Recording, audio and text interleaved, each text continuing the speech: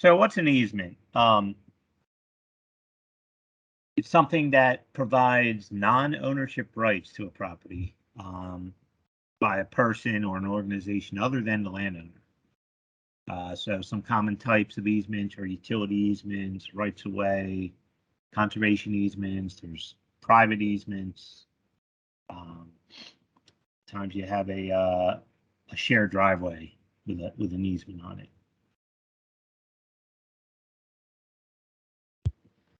So I'm going to focus on conservation easements, which are a voluntary legal agreement between a landowner and a government entity or a land trust that somehow limits what you can do on that land in order to protect conservation values. And conservation easements can be donated or they can be purchased. They reserve the rights of ownership and transfer the property for the landowner. They're not giving up ownership, they're just giving up some other rights in that property.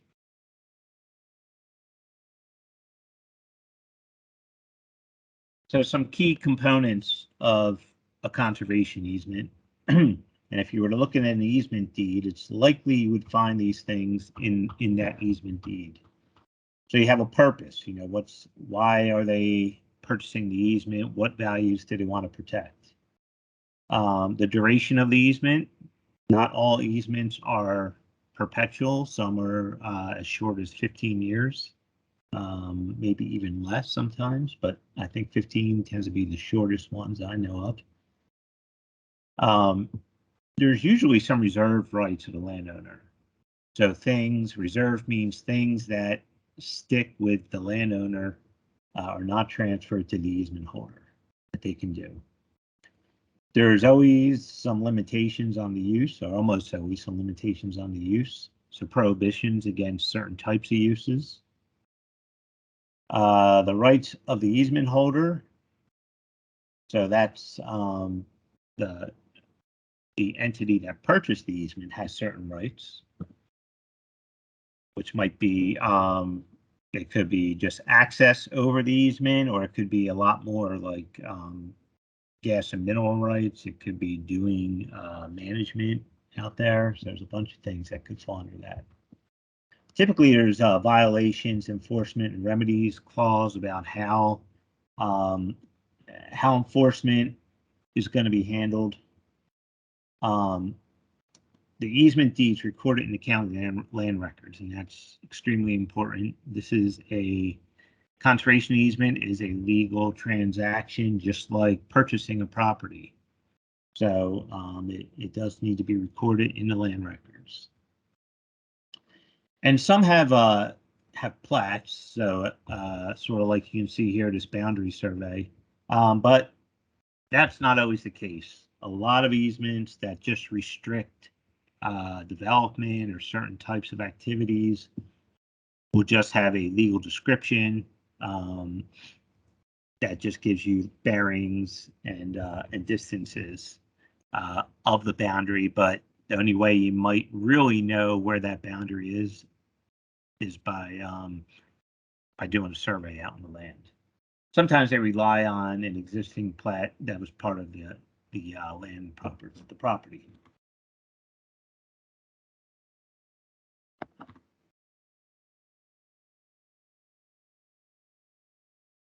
Easement deed consistency. So easement programs often strive for consistency in the deed language. Part of the reason is because it is a legal document. Typically, there's some economic, or often there's some economic consideration for the easement. So you want to make sure that you have these deeds clear, and that you don't wind up in a position where you thought you restricted some activity and a new landowner challenges it in court and you find out it's wrong. So typically there's a lot of review of any kind of easement by the entity that's purchasing it to get it as clear and legally binding as possible.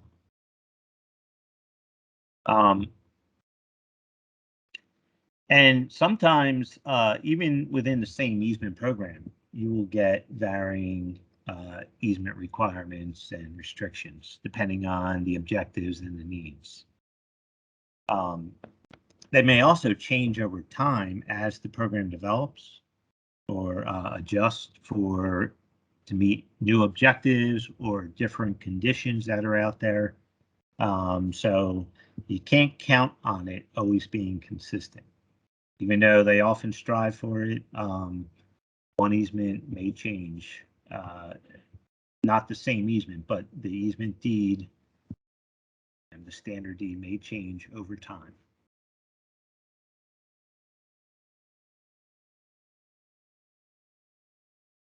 So I'm just going to go through some of the easements that you will find in Maryland that are common. So Maryland Agricultural Land Preservation Foundation, also known as MALP easements, is probably one of the most common easements that we'll run into.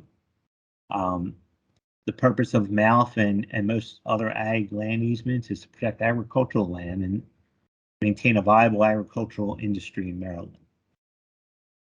Lots of times trying to prevent fragmentation of the land, which hinders the long-term viability of agriculture. They typically prohibit non-agricultural uses of property, including commercial, industrial, and residential development. Although in some cases, some commercial activity related to the farming operation may be allowed. So like activities for agritourism or for adding value to crops that are produced on the farm, like for instance, converting some fruit into jelly and selling that on the farm, or selling honey on the farm. That kind of activity lots of times can be allowed, but it often requires prior approval by a board that oversees the easement program. Often, agricultural land easements offer some limited retained residential lots to be created. Often, language I've seen is for children to have a place on the farm, recognizes that farming is a family endeavor often. And so sometimes, the children really need to have a house right on the property. One thing that it considers also is the proportion of soils that are suitable for ag production. So that would be your capability classes and subclasses. And I think typically it's the top 3 class 1, 2, or 3 soils, which are considered the real prime farmland soils. So it looks for a certain percentage of the soils to meet that. With MALP easements, they must be implementing a current soil conservation and water quality plan. So that's a conservation plan that addresses soil and water quality. So as of the end of state fiscal year 2021, there were over 2,500 easements encompassing 337,000 acres in Maryland, just under the Maryland Ag Land Preservation Foundation. And almost 180 of those easements were jointly purchased with the USDA's Farm and Ranchland Protection Program, which now is a different program, but there used to be a lot of use of that program at one point. So you'll see a lot of easements that overlap there, or they won't necessarily overlap. It's the same easement purchased by 2 entities.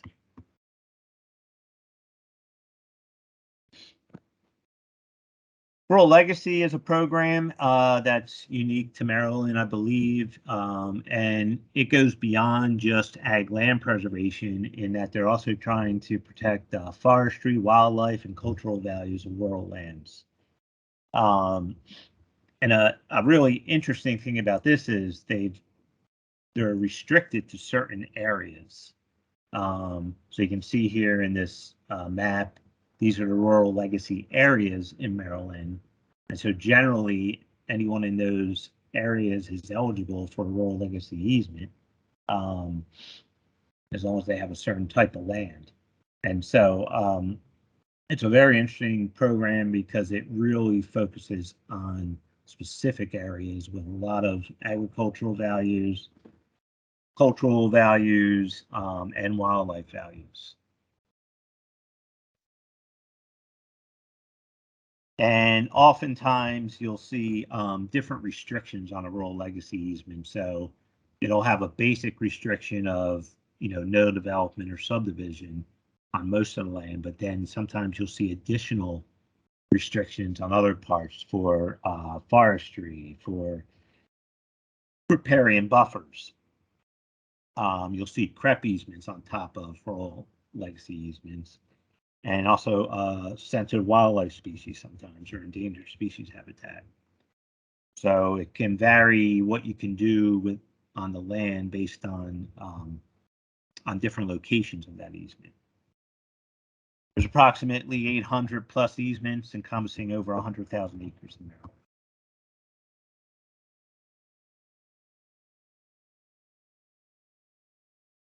USDA NRCS Wetland Reserve easement. This is a component under the Agricultural Conservation Easement Program.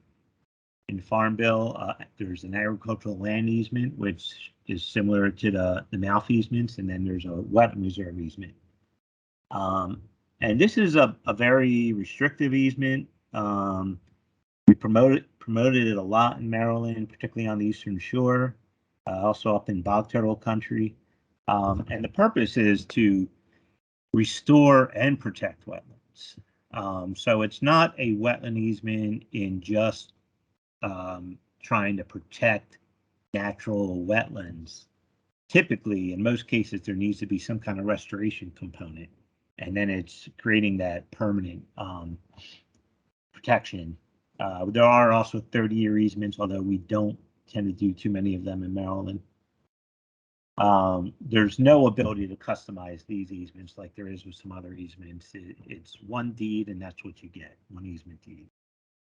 And generally, they can't do any kind of development, farming, forestry, or even interfering with use by wildlife. It does allow hunting, fishing, passive recreational activities. NRCS does reserve the right to implement wetland restoration and management activities, but we can authorize compatible uses that align with easement objectives of wildlife management. Sometimes that can include things like selective timber harvest to improve the plant community, or maybe to create some early successional forest habitat. And some other activities. You can even approve early successional habitat management, and in some cases, some wildlife food plots, small wildlife food plots. So it's really focused on wildlife and working with landowners who are interested in managing for wildlife. Currently, we have about 120 easements encompassing over 14,000 acres statewide, the highest concentration on the lower Eastern Shore. Maryland Historical Trust easements. The purpose of these easements is to safeguard historic homes, farmsteads, archaeological sites, historic landscapes, and other features. Generally, the property owner agrees to maintain the property. They give up their development rights. They have to request prior approval for alterations to structures or even the property sometimes, and typically provide some limited public access. They vary in what they do, but in general, they tend to protect the exterior character of historic buildings, sometimes the interiors too, and also the surrounding historic landscape of the protected buildings. And then any archaeological resources present on the site, whether it be post-European colonization or Native American sites. They have easements as short as 15-year and as long as perpetual. And they currently have a portfolio of 708 easements, encompassing a little over 7,700 acres.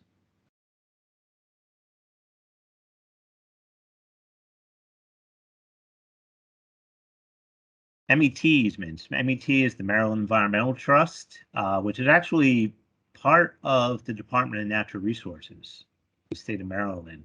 And they have sort of the broad purpose to conserve and maintain Maryland's natural, agricultural, scenic, and cultural resources.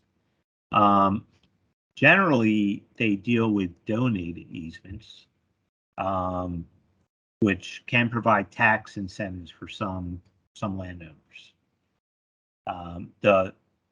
What the easement allows and prohibits, I think, with donated easements can really vary a lot, based on what the landowner is willing to give up. And they have approximately 1,080 easements covering 138,000 acres statewide.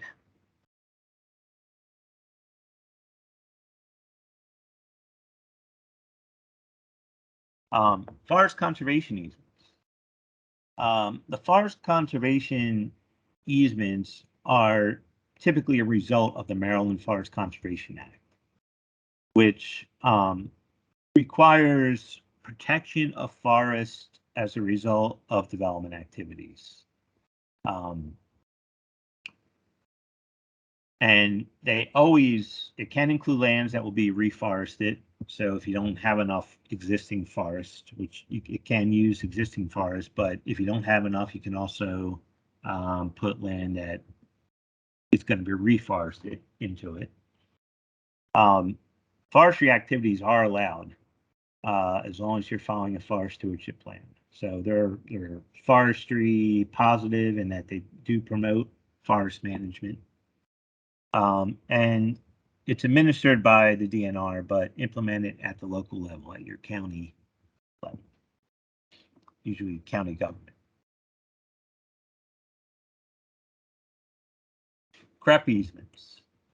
Hopefully you've heard of the Conservation Reserve Enhancement Program, which is run by FSA, and of course MDA district and NRCS staff provide technical assistance on this program. The landowner typically enrolls in a CREP contract first, and then at some time they enroll in the easement, and once the contract ends, they still have to keep it in that cover, and keep it out of ag production, ag development into the future. Currently, and this program has changed over time, but currently it allows an inclusion of match acres at a ratio of 10 to 1. And those match acres, so you put 1 acre of what's enrolled in CREP, and then you can put up to 10 additional acres of like adjacent forest land or grasslands, including grasslands that you can use as hay and pasture. So it's really gotten pretty flexible. Also, once the CRP contract has finished, the easement offers a little more flexibility on what you can do with some of those areas. Lots of times, if you have an area that started as a grass buffer, let's say, you can usually change it to a partially forested buffer there. So there's some advantages there that you don't typically get in the regular CREP program, where the contract might be a little more restrictive on changes. And currently we have about 183 easements protecting over 12,000 acres. They target certain counties for this. I think there's Wycomico County is one, and Frederick is another, and there's a few other counties I think that they target for the money they get. I do know it's in high demand, so as soon as they get money through their program open space for it, usually they use it up almost immediately.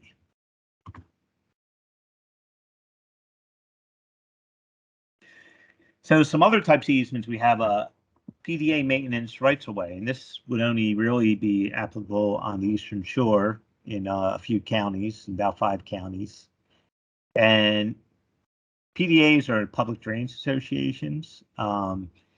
They are drainage districts that collect a small tax in order to maintain the drainage for agricultural producers and landowners too. And typically on each side of a PDA ditch, or tax ditch, as we often call them, there's a 20-foot right-of-way for maintenance from the top of bank on each side of the ditch. Often you'll see these being mowed sometime in August. They typically try to mow them once a year to keep the trees out in case they need to get in there and do some maintenance.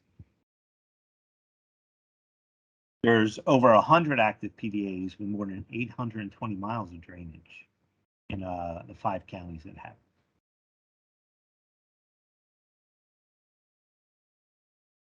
Utility rights of way, something else that is all over the place, obviously, and can really vary in width from typically from like 50 feet for a single line to more than 300 feet for some of the big transmission easements or transmission lines. They are managed to exclude trees, but in agricultural areas, they often are farmed by the landowner without any problems. You can do wildlife habitat in those areas. Just know that if you let trees grow in, they're probably going to come in and spray them at some point.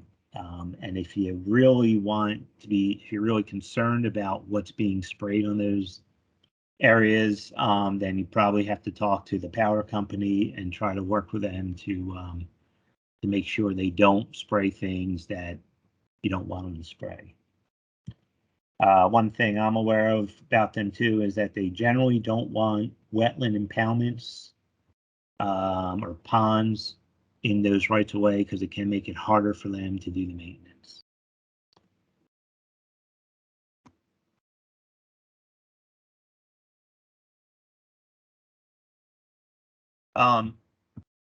Sometimes easements might conflict with other programs. So easement restrictions on some land, for example, an easement that requires a 50-foot vegetated buffer on streams would preclude enrolling that same footprint of the land into CREP. FSA often, checks for easements when they're enrolling to make sure that there isn't a conflict there. Sometimes an agricultural easement may prevent land from being eligible for a wetland easement, although with MALF, they are allowing a certain percentage to go into other easements, but it is limited.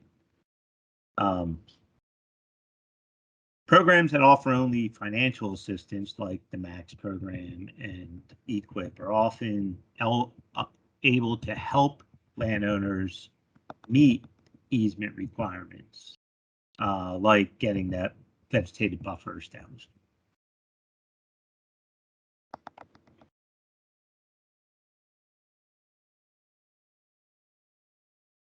So what do you do when you encounter an easement?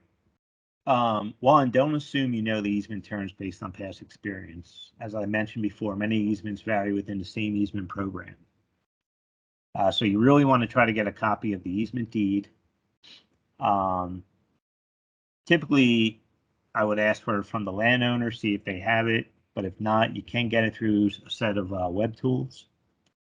You can contact the point of contact for the easement program. And as I said, FSA does search for and review easements for CRP applications to evaluate eligibility. You can find easement geospatial data. The MD IMAP server contains a protected lands layer. It's a very large data set with a lot of easements, but it's not necessarily inclusive. There are probably a number of private land trusts out there that they've missed. I know they don't include the USDA NRCS easements, except those FRPP ones that are jointly purchased with MALF. They're available in Conservation Desktop and also on the state's Merlin website. Those Merlin website is there below. USDA NRCS easements are available in Conservation Desktop. So both the state's protected lands layer and the USDA NRCS easements are available in desktop. There's also a public viewer for the NRCS easements that you can go look at through the link.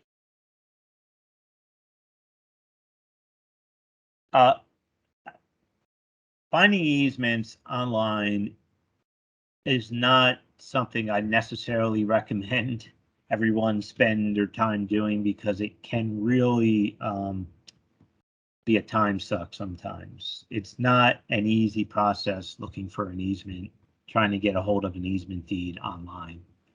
Unless you know the easement deed reference, then it's a little easier.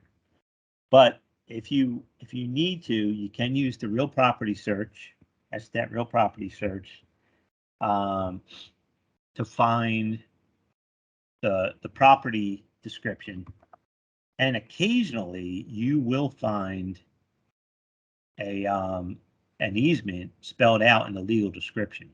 I've seen it a few times, but more often than not, you won't see that.